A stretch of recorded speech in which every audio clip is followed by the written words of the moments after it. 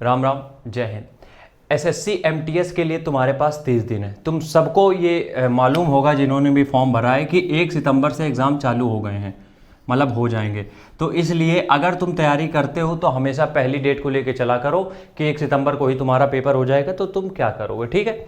यहाँ पे हम छोटी छोटी चीज़ें डिस्कस करेंगे कि आखिरी के 30 दिनों में तुम क्या नहीं करने वाले हो, उसके ऊपर बात करेंगे, ठीक है। आखिरी के 30 दिनों में तुम्हें क्या करना है क्या नहीं करना है उसके बारे में बात करेंगे। सबसे पहले बात कर लेते हैं हमें क्या नहीं करना है, उसके बाद हम बात करेंगे क्या कर सकते हैं हम। क्या नहीं करना है उसमें यह है कि आज भी हम देख रहे हैं बहुत से ऐसे YouTube चैनल्स हैं या फिर प्लेटफॉर्म हैं जो अभी भी तुमसे ये दावा कर रहे हैं कि वो 30 दिन में तुम्हारी तैयारी करा देंगे। उनको बोलो सॉरी। कोई भी कोर्स अब परचेस मत करना किसी भी कीमत पे। कोर्स कोई भी परचेज मत करना कभी भी, अब जब टाइम है। 30 दिन में कोर्स परचेज मत करना। 30 दिन के लिए इस बात को अच्छे से ध्यान रखना। कोई तुम्हें कहेगा कि क्रैश कोर्स लॉन्च किया है, कोई तुम्हें कुछ कहेगा, क्योंकि आजकल कोई भी अगर इंसान, कोई भी आदमी, कोई भी एजुकेटर अगर कुछ तुम्हें बताने आ रहा है, उसके पीछे उसका जो हिडन एक मोटिव है वो छुपा रहता है कि वो 2 मिनट आगे बताता है, आगे के 8 मिनट वो तुम्हें सिर्फ अपने बैच के बारे में बताता है। इसलिए इस जाल में मत फंसना। पहली बात यही है कि कोई भी कोर्स अब परचेज करने की ज़रूरत नहीं है। अगली चीज़, कुछ भी नया नहीं खरीदना है। कुछ नया नहीं खरीदोगे। नया खरीदने का मतलब यहाँ पे कपड़ों की शॉपिंग से नहीं है। नया खरीदने का मतलब यहाँ पे है किसी भी नई बुक को परचेज नहीं करना है। अब नई बुक का मतलब यार ये है कि तुम्हें लग रहा है कि इस बुक से ज़्यादा क्वेश्चन आ गए थे पिछली बार, तो अब वो खरीद लेते हैं, 30 दिन में इसको निपटा देंगे। नहीं, ये चीज़ें मत करना, वरना सच में बर्बाद हो जाओगे, क्योंकि जो पुराना जो तुमने पढ़ा है वो भी तुम्हारा गुड़ गोबर हो जाएगा, ठीक है।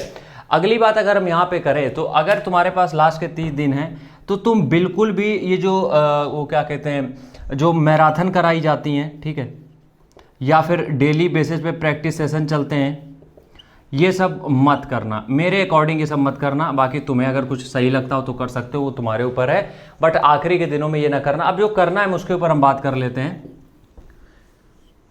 करना क्या है उसके ऊपर हम बात करेंगे। सबसे पहला काम ये करना है कि तुम्हें 2 करंट अफेयर्स की किताबें खरीद के ख़त्म करनी है।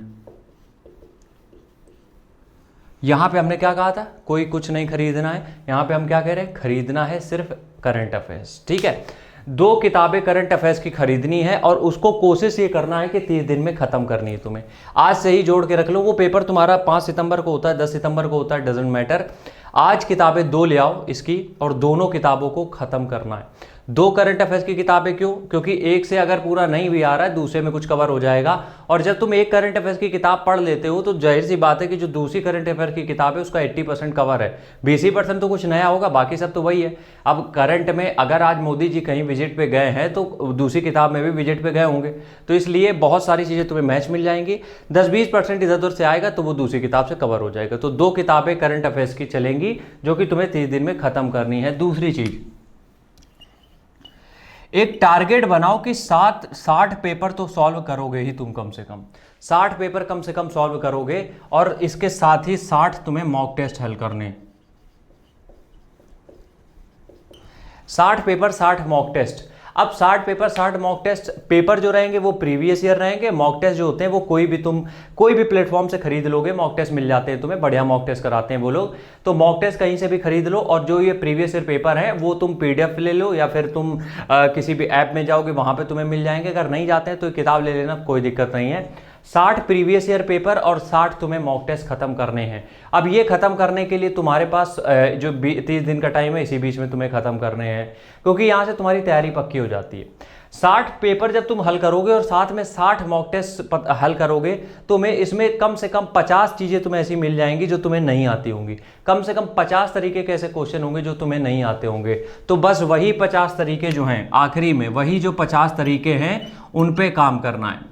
देखो हमने क्या कहा, कुछ भी नया नहीं पढ़ना है, कुछ नया नहीं खरीदना है, ना तो कुछ नया पढ़ना है, कोई कोर्स परचेज नहीं करना है। तो तुम्हें अब जो तुमने पढ़ा है उसी में तुम्हें ज़्यादा से ज़्यादा काम करना है। इसके लिए सबसे पहला है 2 करंट अफेयर्स की किताबें, क्योंकि भैया जीके ही रैंक बनाएगी तुम्हारी, तो 2 करंट अफेयर्स की किताबें खत्म करनी पड़ेंगी। उसके बाद 60 पेपर तुम्हें लगाने हैं, जो भी फुल टाइम पेपर जो होते हैं, फुल पेपर जो होते हैं, 2 60 लगाओगे। 60 पेपर लगाओगे तो तुम कितना भी पढ़ाई करे हो, बहुत सारे ऐसे क्वेश्चन होंगे जो तुम्हें फंसाएंगे या जो तुम्हें डिस्टर्ब करेंगे। इसका मतलब अगर उसी तरीके के क्वेश्चन एग्जाम में आते हैं फिर भी तुम फंसने वाले हो, तो तुम्हें वो चीज़ें पहले से पता हो गई। अब उसके बाद मॉक टेस्ट 60 जो लगाएंगे उसमें भी बहुत सारे क्वेश्चन ऐसे आएंगे जो फंसेंगे। तो 60 पेपर 60 मॉक टेस्ट का इनका निचोड़ जो 50 आएंगे टॉपिक, उन 50 टॉपिक को एक बार दोबारा से रिवाइज कर लोगे। इससे क्या होगा, रिवीजन भी हो रहा है और जो चीज़ें तुम्हें नहीं भी आती थी वो भी इंक्लूड हो गई। यहाँ पे हमने समराइज कर दिया अपना पूरा सिलेबस, बस इतना ही करना है। बाकी तुम अब ये मत सोचो 30 दिन में कोई तुम्हें रॉकेट साइंस कुछ नए चीज़ें बता देगा जिससे तुम्हारा कुछ भला हो जाएगा। अगर 30 दिनों में, आखिरी 30 दिनों में कोई बहुत अच्छा भी तुम्हें पढ़ा देगा, तुम्हारा सिलेक्शन नहीं होगा, क्योंकि दिमाग की कैपेसिटी होती है, जब तक किसी चीज़ को 3 से 4 बार रिवाइज नहीं करोगे सिलेक्शन नहीं होगा।